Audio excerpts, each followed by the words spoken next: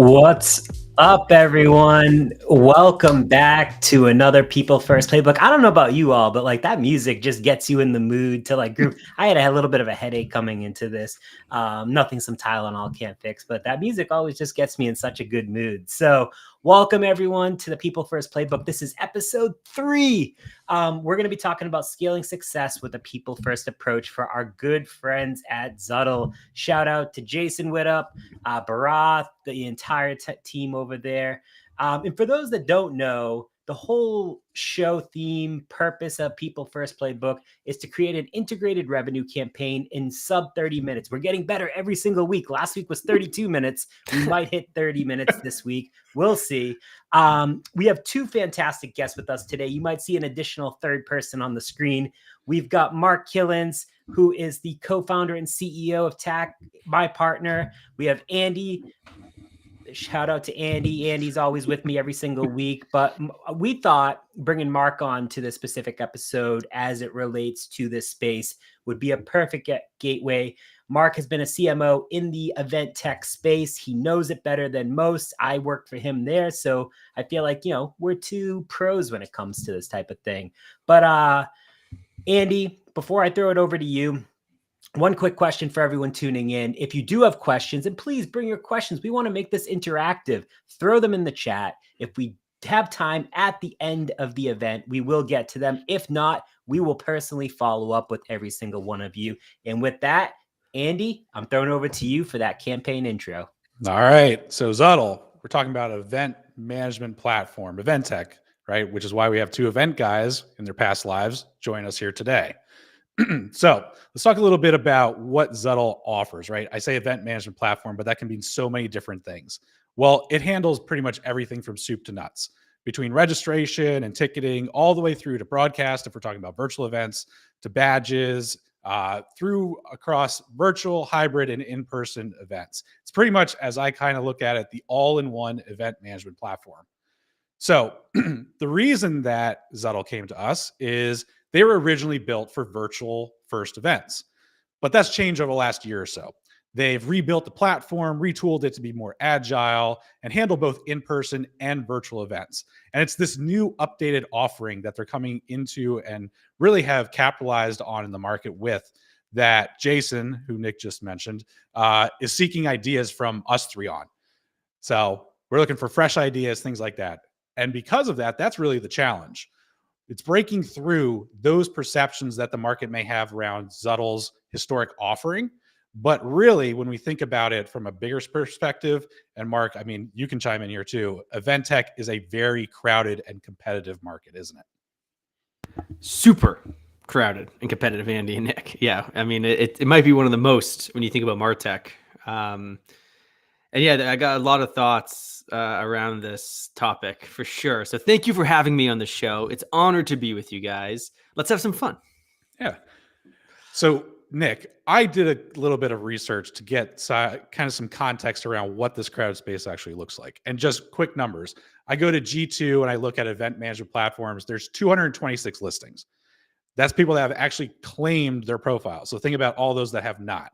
You go to Capterra and you look at event management software, you're up to 870. That's a freaking buttload of event tech that exists out there. Now, Jason also called out a couple when he reached out to us. He mentioned C-Event, Bizzabo, Goldcast, right? Those things.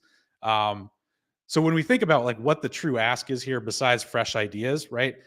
Zuddl has the momentum, right? It has the growth already, and it's already using that people-first approach that we've talked about on 3 episodes, but through all of our content collectively together.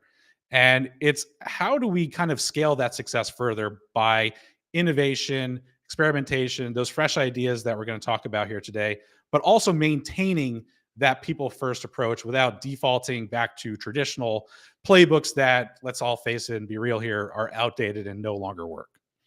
So Nick, let's talk a little bit about who Zuddl's audience is for this new offering. Do you want to take that? Yeah, absolutely. So, and the beauty is, so Mark and I have been partnering with Zuddl as well. So this is like, I feel like I kind of extra know this, which is good. Typically, they're going after marketing leaders, VPs, as well as those directly responsible with events, experimental marketing. their kind of sweet spot for ICP around the org size is mid-market, mostly like 500 to 1,000 employees. In their ICP details, there's someone that does field marketing events. I came up as a field marketer, so I can definitely relate there. User groups and webinars, and ticketed and non-paid user conferences and virtual conferences. So, great examples here is, folks like Marketing Profs or Gartner, like the way that they brand themselves, the folks that we work with, that, Andy works with, Kofax and Bentley Systems. So I think when you're thinking about pains and challenges that we're looking to solve for this specific audience, why do field and event marketers need to care about this? You mentioned it, 226 event management platforms. And as someone that has used a variety of event management platforms, both virtual and in person, I can say that, you're just scratching the surface. There's so many up there. There's so many that are just popping up every single day. And so it's another platform. Cool. Why should I care? What separates you from all of these other platforms out there? And if you can't answer that why for this specific audience, and as a field marketer, I don't need to know that, like, hey, I can run virtual events and change the branding. If you can tell me, hey, I'm going to take your analytics and I'm going to show you how you tie ROI to this so that when your field marketing budget comes up at the end of the year, you can go to your CMO or VP or whoever it is and say, hey, look, these events, whether virtual or in person, drove X amount of pipeline, X amount of revenue. The pipeline velocity was this. Time to close was this. Like, then you're adding a layer that adds so much more to the conversation. And let's be honest, these platforms aren't cheap. Mark and I know we come from this area. We've bought plenty of stuff like this. Like, you could be spending anywhere from, $5,000 up to $50,000 a year, depending on what you're looking for. So solve your why, and it will help you back into how you solve a lot of these pain points. Now let's take that up a level here too. And Mark, when we talk about triggering events, right, we typically think about triggering events from the perspective of what's triggering the event that brings this campaign into motion. But like we talk about here on People-First Playbook, let's put our eyes and ears around the fact of what's the triggering event for a customer or potential customer of Zuddl's to start exploring an event management platform. Can you talk a little about some of those triggering events? Yeah. And I would also challenge Zuddl's ICP. I want to do that too. Okay. So one is right now 100% all-in-one. Every company, small, big, or super big, is looking for all-in-one when it comes to event technology. So all-in-one for online, in-person, and all-in-one in event tech can mean a lot of different things, because you might go all the way to say, well, you have your, hotel vendor, solution as part of the all-in-one. That's getting to the more enterprise extreme level, but that's one. Cost is another one. Cost consolidation and all-in-one are kind of tied at the hip. And I also feel like the other thing is ease of use flexibility, because a lot of event teams, first off, event teams are always strapped, Andy. Right, Nick, you know that. Like, there's you don't have any resources for the most part, and like with a downish economy, the resources even get a little bit tighter. But going back to like that ICP, I would look at how many people are actually playing in that ICP. Because my gut tells me they might want to niche down a bit more. And this reminds me of like what HubSpot did, right? HubSpot found the sweet spot of 20 to 200. And if you can find the right economics for what you're selling, for that audience, and that audience, needs events, and I would argue every business needs events. So like, what's the scale of the events? How many online do they need versus in person? Maybe it's not 20 to 200. Maybe it's a different range. But I think a lot of the questions when it comes to your point, and I agree with it, Nick, about differentiation and why at the brand level, why at the solution level, why at the product level, and how are you different? Like, it comes down to though, like, what does that ICP segment care about and the problems they have? Because 200, 500 person company is definitely different than 5,000, definitely different than 50,000. So that's going to dictate your product roadmap, product strategy. Broadly though, Andy, to your question, trigger events, it's a kind of across the board what I'm hearing. Okay. I think to just add on top of that, one of the things that Jason mentioned when he reached out to us is, how many event tech solutions out there eventually burn the people that are using them, right? Maybe it's poor support, maybe it's poor experience, right? The badges don't work, or they're late, or the registration system just goes down randomly. The app doesn't work when the attendees are actually at the user conf.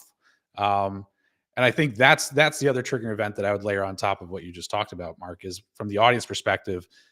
Great, we have something, we tried it out, and now post-mortem, the event that we just had, or retrospective, if you don't want to be too morbid, what went wrong, what went right, and there's a triggering conversation that gets wrapped into that, especially when it comes up for contract renewals and things like that.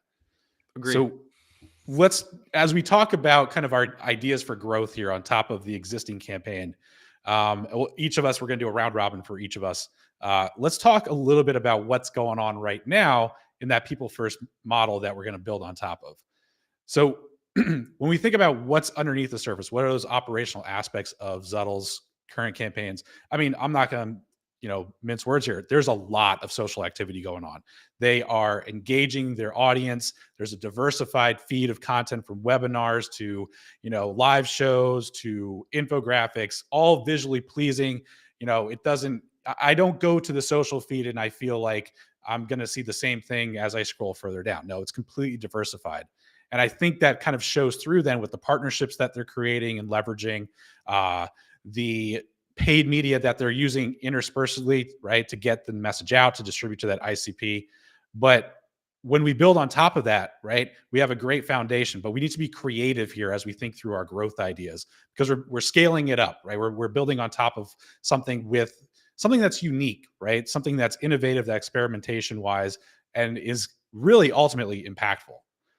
So Nick, why don't you go first and talk about your idea for growth on top of this existing motion? Yeah, absolutely. So, obviously, like you mentioned, they have partnerships with a lot of the people in the event space. But I think a huge thing that, Mark and I talk about is the partnership ecosystem overlaying the entire people first mentality. And I think it's like, you can't go to market alone today. You have to go with others. And again, they have the partnerships, but how do you expand that? And I think there is potential to expand that, not only with others in the event space, but influencers, creators, for example. There's, catering or audiovisual equipment rental, or even like non-competing event management platforms that might complement what they do. And maybe it's something where it's like, hey, they kind of like, if they niche down or like focus on more on a certain area, they can take that piece. You can do a lot within co-hosting events. I mean, again, when you're dog fooding, which, for those that don't know, if you're like using your own product, it's like, I used to work for Motorola. It's like we would dog food our own software updates, products, all those things. I mean, we did it at other companies as well. But I think a big piece is there is like, how do you go to market with others, either in the event space or creators or influencers that you can join and do co-marketing events, co-creation of content that takes it up a level. Because ultimately what you're doing is you're borrowing trust, reach, and authority from these specific people. And it's especially if you're going into markets where maybe you're not as strong in the US or a specific region in the US, or you want to go to EMEA or APAC or whatever it is, like you tap into the people on the ground that know those markets better than most, and you co-create content with them or partner with them to take it to the next level. But you have to establish mutual benefits. Maybe it's something where it's like, yeah, obviously, there's a monetary component of it, but maybe there's a piece where it's like, hey, we're going to give you this platform for free. How can you use this platform in your own daily routine? Because again, it's just going to go to show, hey, look, I'm using this for my events. I'm not promoting Zuddl, for example, but they see it as the platform that's running all of our events. And if they have a flawless experience, it's only a win-win for everyone. So you have to identify those potential partners. You have to establish those mutual benefits. And then you have to figure out what is the strategy to leverage these creators, these influences, these other partnerships that take it up a notch beyond just what you already have amongst like integration partners. So I would say that's one of my biggest ideas for growth. I think there's a lot in partnerships that they could take advantage of that they aren't taking advantage of right now. Well, to build off of that too, you're talking like partner-led growth, 100% agree. You mentioned integration partners at the end. Yeah. I would take that idea to a whole nother stratosphere. This goes back to ICP development. What if Zuddl made their product roadmap and product for a specific CRM type platform? Then it's not like an integration partner. Like, no, we're purpose built for HubSpot. We're purpose built for Microsoft Dynamics. What, it's either HubSpot or Salesforce probably. No one in event tech has done that yet either, which surprises me, quite frankly, because that's not just that's just not an integration partnership. That is a go-to-market. Hey, you got 100,000 customers. We're going to recommend you as the one we trust and is best in class, all-in-one solution. So things to and that goes for any industry, by the way. So that's just things to consider at an even higher maybe strategy level when Zuddl, you're thinking about 2024 planning, or anyone listening. How can you potentially change the trajectory of your growth through a very strategic partnership within an ecosystem that is big, that gives you distribution leverage and some advantage? So before we get to your kind of idea for growth, Mark, just the one thing I wanted to mention here is when you guys were at AirMeet, one of the first instances that I had of seeing the platform in motion is when, Mark, you actually co-hosted a Peak community roundtable, and it was actually broadcast through AirMeet. So that's just a great kind of simplistic way of using that partner-led opportunity to showcase the product informally, but in a way where you're actively engaging an audience such as me, but also all the members of that community who do events, right? They're doing events on their own, and you're creating, which I'll talk about a little bit of a flywheel impact of that. But Mark, before we get to my idea, how about we talk about yours from a customer and content-led growth perspective? For me, yeah, you're making this shift. You have to lean into the story of people, stories of people who've done it. And so the customers at Zuddl that, hey, I went from this solution just online, to now in person. And how did that play out? And bring them, to Nick's point, with you in the go-to-market story. And that's, yeah, Zuddl should probably be their best customer. And that's what surprises me a lot about the event companies. I mean, I think for AirMeet, we tried our best to be our best customer for the online side, right? We really didn't have too much in-person stuff. But like you have to be your best customer. I always, when I was buying technology at a VP of marketing CMO level, I always questioned Andy, like, this company could be really good at using their product, but like they're not doing that great of it. Like, why would I trust this as much? So yeah, I think there's definitely something there. Customers though should be one of your main channels for making the transition. So I think the marketing team needs to get really close to the customer success team at Zuddl. Like if the marketing team and customer success team aren't like connected at the hip, that should change pretty quickly.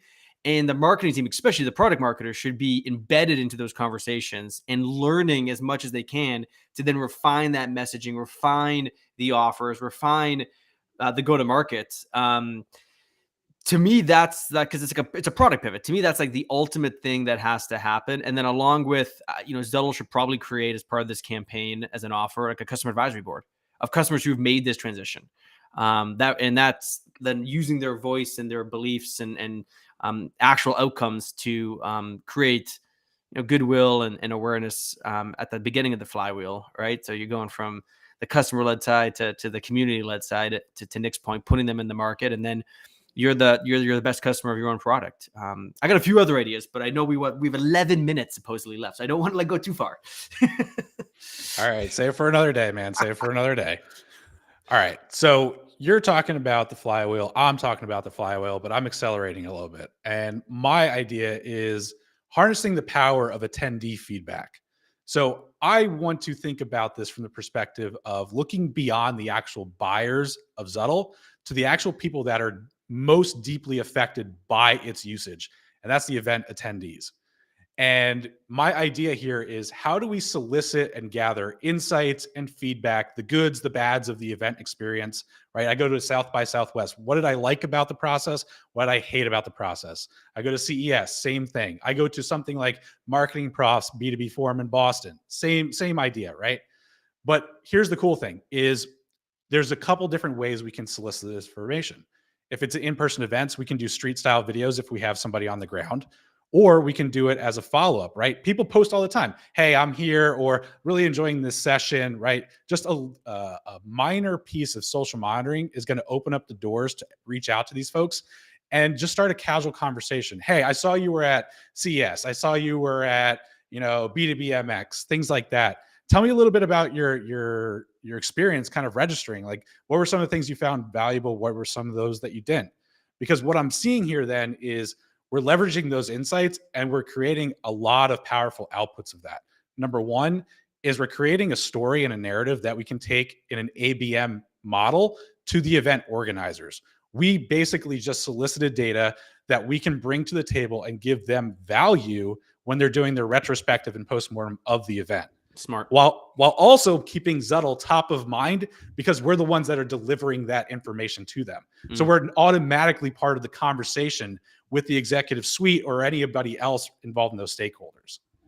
The other thing we're doing here is we're creating a source of data that allows us to create snackables. Maybe it's the street style videos, right? Maybe it's infographics and studies out of the data that we're capturing. And we're able to elevate that experience of the social feeds to be more of a industry thought leader when it comes to event marketing beyond what Zuddl's already doing. The other two things that I see out of this then is we're also gathering insights for product innovation and internal road mapping beyond just whatever the Zuddl customers are saying they want. No, we're actually taking into account what the end customer wants from those attendees to elevate that experience.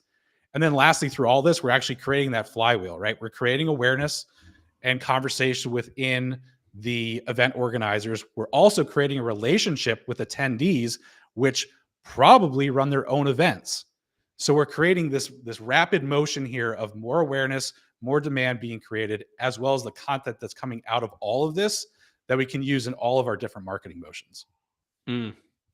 Yeah, I love those points. That's some really good, deep ideas in that. It's almost like Zuddl can think of each event as its own community-led growth initiative. Right? Like that's what I was kind of getting at when I was listening to you. It's like, yeah, you have a 50-person event, 500-person event. Treat that as a demand creation moment and use that in all the different ideas you just shared.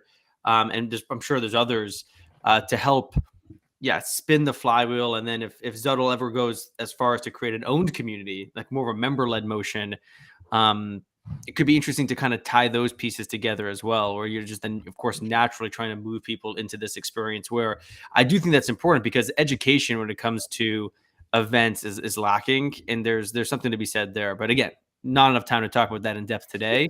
So I'll turn it back over to you, Andy or Nick. Yeah, I was going to say, there is some other considerations that I think we should definitely talk about too when we're thinking about this entire thing. So the first one is like, how do you elevate the all-in-one aspect of the offering? And I think you can talk about that more in your content and your messaging. And a great example of this is a lot of the differentiating features of Zuddl, at least in my opinion, are only showcased on the site. And who knows, you could tell me, hey, maybe we're redoing the site, or maybe we're redoing a bunch of stuff. Maybe you have like more of the messaging and features coming out. But for example, there's a landing page builder, the broadcast studio, the mobile app, and so much more that might be getting touched on here and outside of the site, but it's not in a way that shows the end client that this is your one-stop shop for running an amazing event.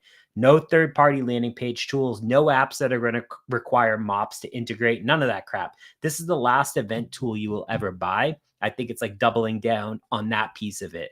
And then Andy, did you have another one that you wanted to add? I just wanted to quickly chime in there for who specifically. This goes back to their ICP. Because if you tell that to like, it's only believable with context, I think. That's the key, right? Yeah, and the big thing too is like, how do you bring that to the surface, to the ICP within the niches that you want to really elaborate, right, and market to, so that it is clear, like, I don't want to be using 5 different tools for my event if I have one that does everything so well. And I think that's the way we need to think about how do we surface those features and benefits beyond just waiting for somebody to get to the site. And then the other thing too is how do we surface more of the representations and the success stories from the end customer that Zuddl's already created? Break up some of that partnership influencer content on the social feeds as an example here, right? You've got great written customer stories. You've got quotes on the site. Elevate them, bring more visuals to them, and showcase them throughout the feeds to create heroes from those testimonials, from those customer success stories. And I think you're going to create that narrative and that flywheel that Mark, you and I talked about even more. Yeah, I like that. I mean, it's all about putting attendees at the center and putting people at the center. So the ways in which you can activate the audience at maybe some of your flagship customer events by you attending them on site, even if you might not need to be there, but you as a brand being there and supporting it, and showing that level of support. And then, like you said, Andy, capturing those anecdotes from people who attend that event about the experience pre and then during the event would be an interesting play that I've never really seen done in that kind of capacity per se. Yeah. Yeah. And I mean, when I would bring those to market, like I wouldn't use them in like a bashing way, right? Not say, oh yeah, this person was at B2BMX and here's what they found wrong and here's what they like. Like, no, like surface it in a way where it is more value led. It's more educational driven for anybody that's in the event space as they're looking to elevate the experience of what they're putting out there, whether it's virtual, hybrid, or in person. But definitely don't come across as like bashing the event organizer who by chance you're also trying to sell Zuddl on. So Nick, as we bring it on home, why don't you hit us with some recap and some possible takeaways here? Yeah. So recapping, momentum and growth, keep it going through innovation, testing, maintaining that people first focus. I think that you're doing an amazing job. And I think this campaign's a little bit different because you guys already are doing a great job. Jason is fantastic. I've been working with him, brings a ton of ideas to the table. I know he has even more ideas coming. So keep it going. Just test stuff. Maintain that people first focus. And my 3 key takeaways, you guys can feel free to jump in here, but people first doesn't stop with your target audience. It extends beyond to include the customers as well. How do you harness the power of all stakeholders for maximum impact? That's number 1. Number 2, people first isn't a marketing only initiative. It's a go-to-market moment. It should be organization-wide as it affects all of the facets of the business, including product development, which I think is often getting overlooked. So that's number 2. Number 3 is engaging everyone from customers to partners to influencers to creators, all the way to the end customer, which creates a flywheel, ultimately creating an opportunity for generating more momentum for you while maintaining that people first approach. So those are my 3 key takeaways. I don't know if you guys have anything to add on your side. I'll give one. Just I feel like because there's so many competitors, those stats are crazy that you shared, Andy. You have to create something above just a great product and great product positioning and above even solution level positioning. Because like, look, the solution is event management for online and in-person events, right? Product is whatever they call it, they position it. What is the brand level positioning that's gonna like wake me up? I think we did a pretty good job of this at AirMeet with event-led growth. That is now catching on. A lot of companies and people are talking about it.